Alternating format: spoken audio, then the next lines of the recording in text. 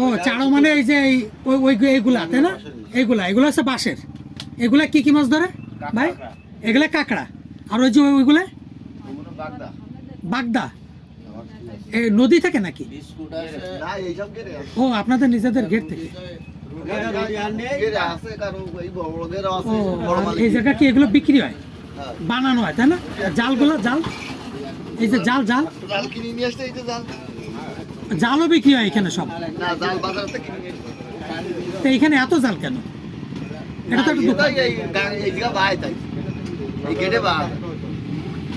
তাই এটা কি আপনার এই দোকানদারের নাকি এটা কেউ রেখে গেছে? ও আচ্ছা, আমি মনে করছি বিক্রি করা হয়। এইগুলো এনে তৈরি করা হয়, এগুলো কি বিক্রি করা হয়? এগুলো বিক্রি করা হয় বাঁশ দিয়ে তৈরি করে তাই না? হ্যাঁ, এগুলো ঘেরে ব্যবহার করা হয় কাঁকড়া চাষের জন্য।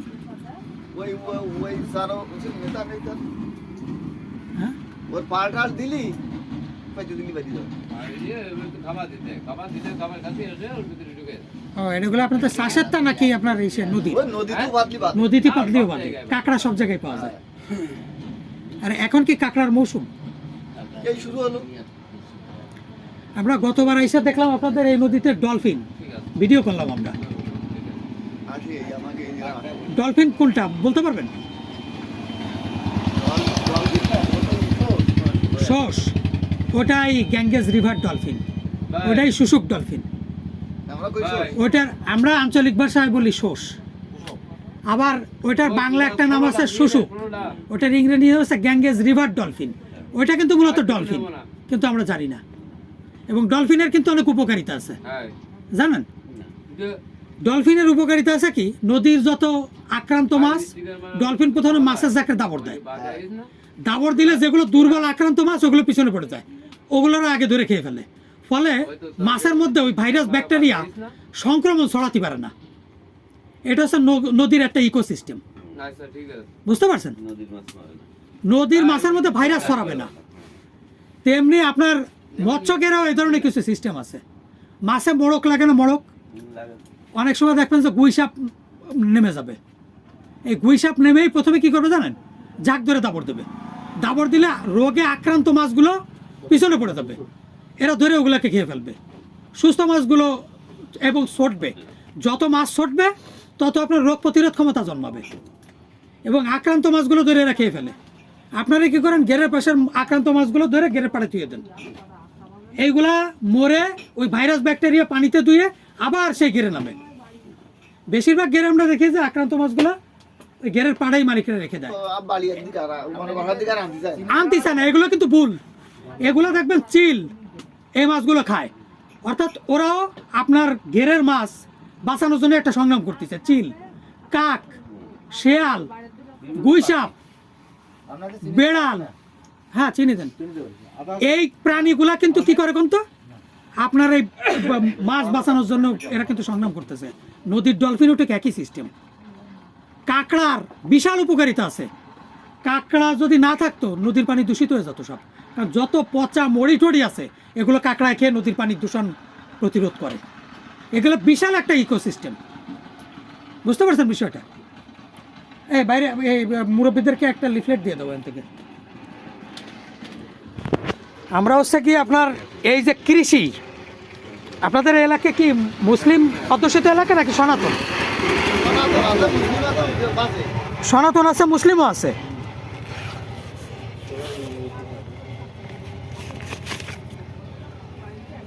এখানে দেখেন অনেকগুলা প্রাণী রয়েছে।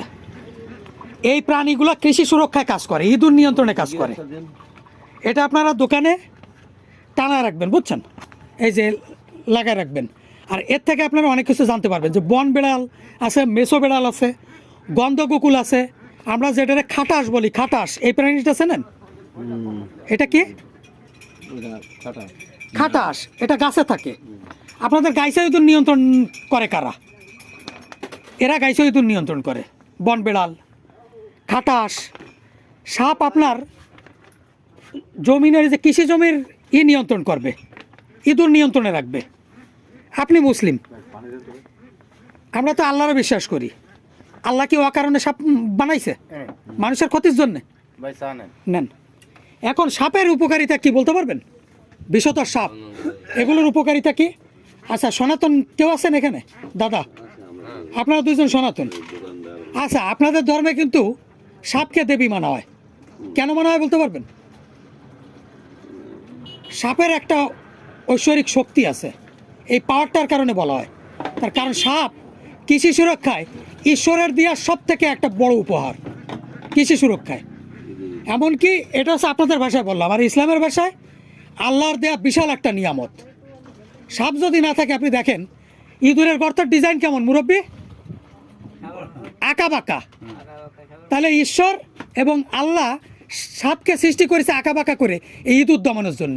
পৃথিবীর কোনো টেকনোলজি ইঁদুর দমন করতে পারবে না এই সাপ ছাড়া, এই শিয়াল ছাড়া, বন বিড়াল ছাড়া, এই সাইডেল ছাড়া, খাটাস ছাড়া।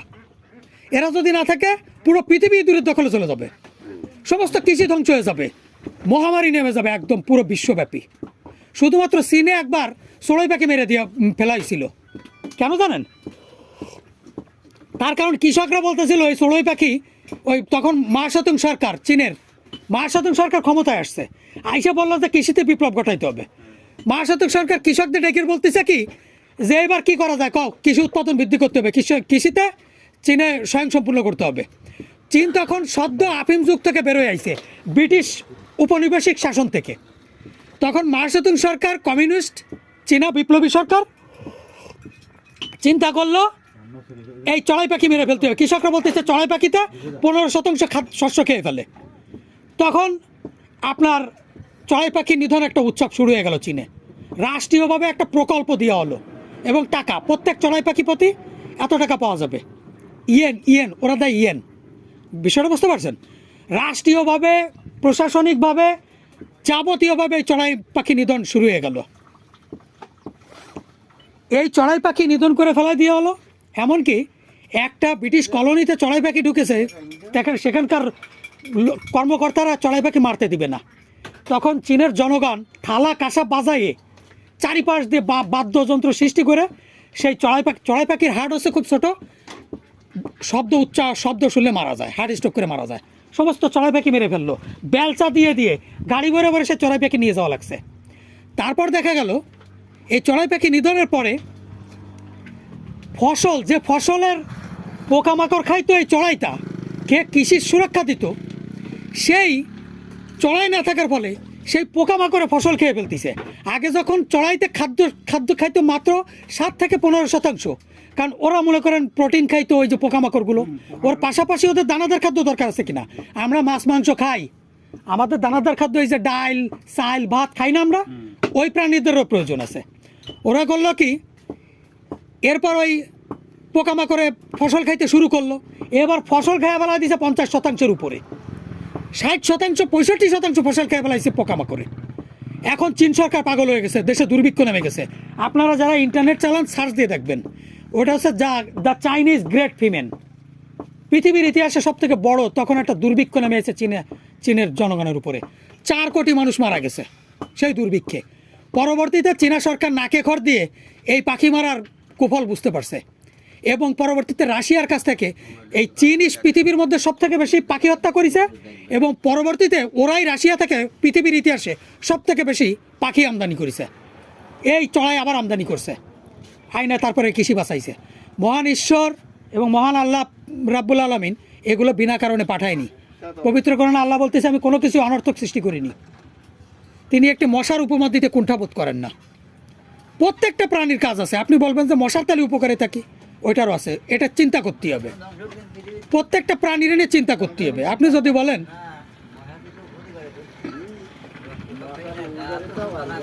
এই তো আপনি শুধু ক্ষতিটা দেখতেছেন, ওর উপকার আছে, আপনার চিন্তা করতে হবে। আমি আপনারা বলি, আমি ঢাকায় একটা কনস্ট্রাকশনের সাইটে ছিলাম, তো তখন আপনাদের ওই যে এই দক্ষিণ অঞ্চলে লবণ ঢুকে গেল ঝড় হয়ে বন্যার পানিতে, আপনাদের অঞ্চলের মানুষ সব ঢাকায় কাজ করতো। কয়রা, পাইকগাছা, দাকব, বৈঠাঘাটা সব ঢাকায় কাজ করতো। ওই কনস্ট্রাকশনের সাইডে এই অঞ্চলের মানুষ ছিল। একজন হিন্দু দাদা ছিল ওই যে কনস্ট্রাকশনে, সে কি করতো জানেন? সে ওই বিল্ডিংয়ের মিস্ত্রি, সে হচ্ছে হিন্দু দাদা মিস্ত্রি, নামটা আমার মনে নেই, মানে হেড মিস্ত্রি উনি। আর আছে গিয়ে সব ওই যে অন্য অন্য কাজগুলা করে। ওইখানে একজন নাস্তিক ছিল যে ঈশ্বরকে বিশ্বাস করে না, তার বাড়ি হচ্ছে গিয়ে চট্টগ্রামে, সে হচ্ছে গিয়ে উপজাতি চাকমা। এখন আমরা ওইখানে বসে হিন্দু মুসলমান সবাই মিলে বসে বসে গল্প করতাম।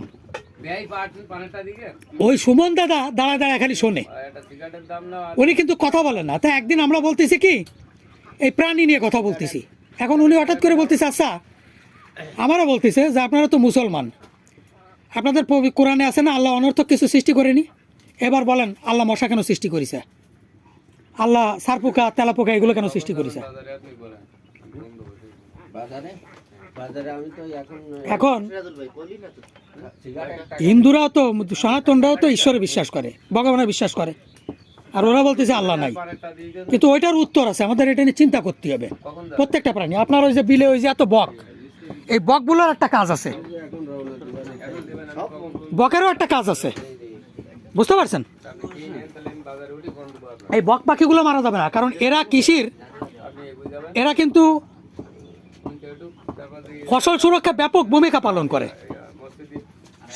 শামাকও আপনার জমিনের জন্য অনেক উপকারী, এগুলো নিয়ে আপনার ভাববান শামাকটা কি কাজে লাগে। আগে দক্ষিণ অঞ্চলে বাইটেল চালে 7 সেন্ট ছিল, ওটা গেছে কোন জায়গা আছে এখন? খাইছেন ওই যে বাইটেল চাল, শুনছেন? আপনাদের অঞ্চলে তো চাষ হয়, সেটার গ্রান হারাই গেছে কেন বলেন?